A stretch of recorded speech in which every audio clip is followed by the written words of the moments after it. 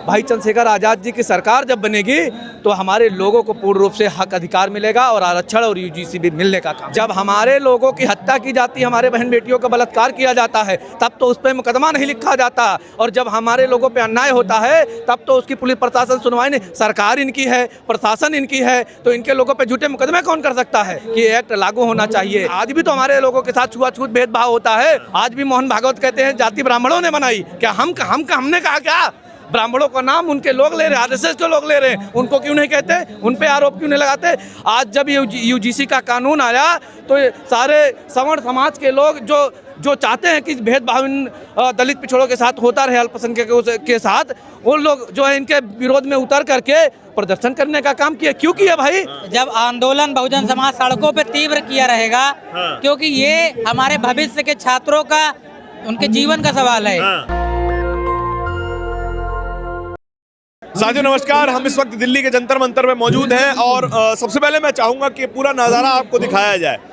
चारों तरफ अगर आप देखेंगे तो अच्छी खासी संख्या, बहुत बड़ी संख्या में आज़ाद समाज पार्टी भीम आर्मी के कार्यकर्ता यहाँ पर मौजूद हैं और प्रदर्शन इस बात पे हो रहा है कि पहली बार यूनिवर्सिटियों में SC, STs, OBCs को हक मिलने वाला था, शिकायत का अधिकार मिलने वाला था पहली बार, और उस अधिकार को भी सुप्रीम कोर्ट ने स्टे लगाकर छीन लिया है।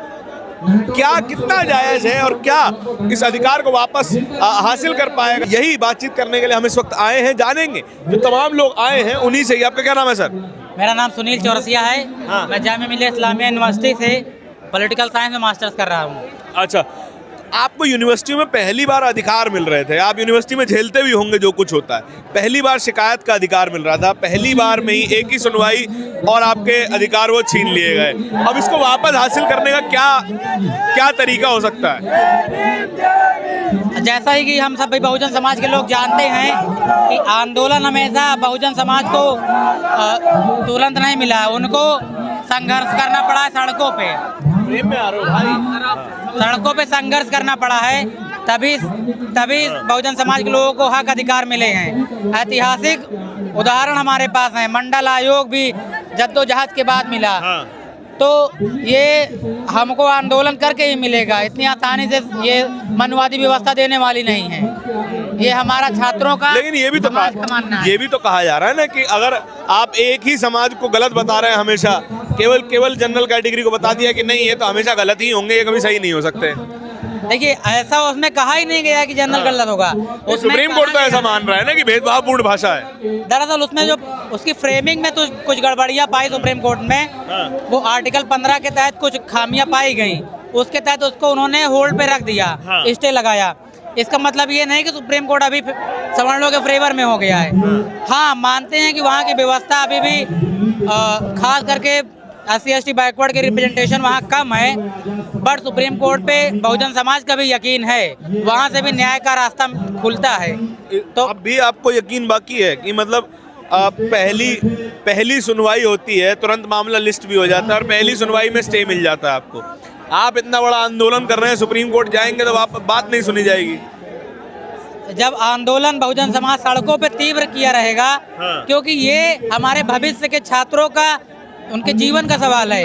अगर हम लोग वो चाहते हैं, जो मनु व्यवस्था मानने वाले लोग हैं, जो वर्ण व्यवस्था मानने वाले लोग हैं, कि ये समाज राशन पे जिंदा रहे, तभी हम लोग शासन में रह पाएंगे।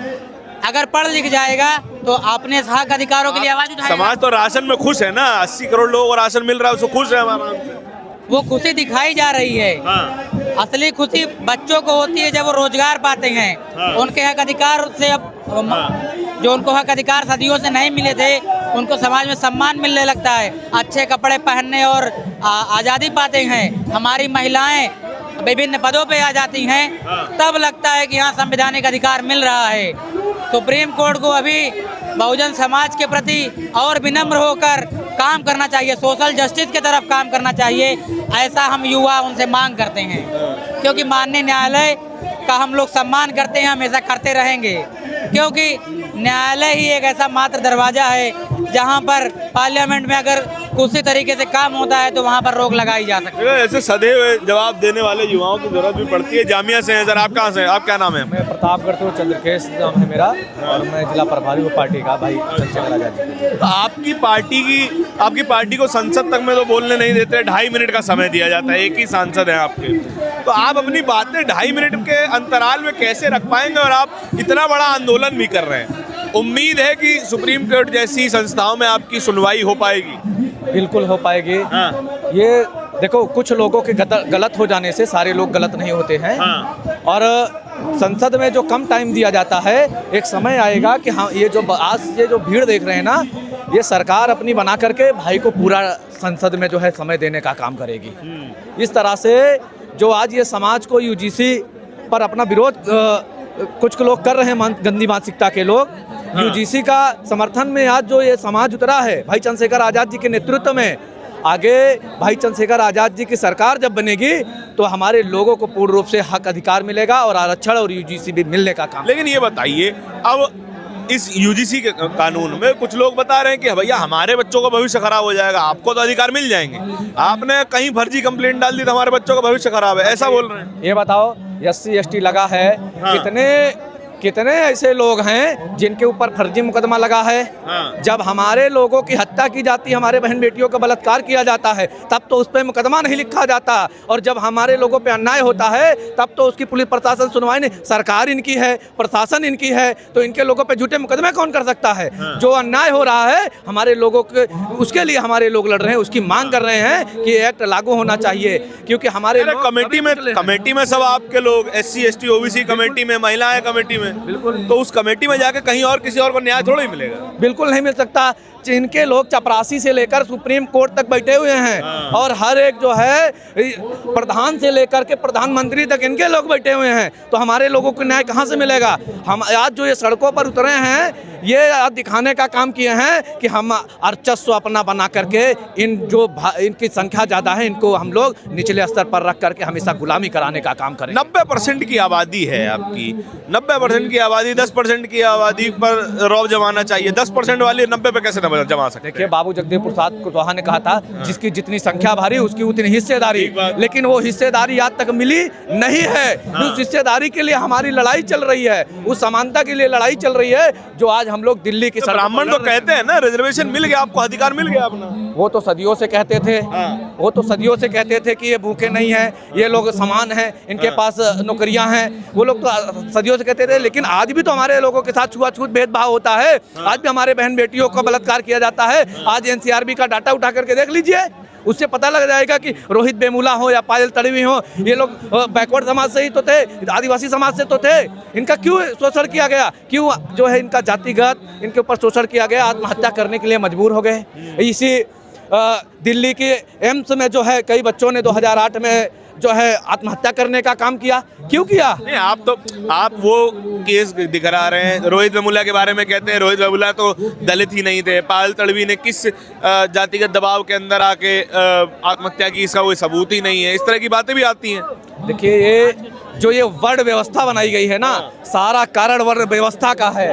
जब इस दिन संविधान 1950 से लागू हुआ है, आज तब से दलित, पिछड़े, मुस्लिम की सरकारें ही नहीं बनी हैं, इसीलिए ये पूर्ण रूप से संविधान लागू नहीं हुआ। सरकार, जब तक आपकी सरकार नहीं बनेगी तब तक आप अपने साथ अन्याय ही महसूस करेंगे, उसका न्याय नहीं हो सकता।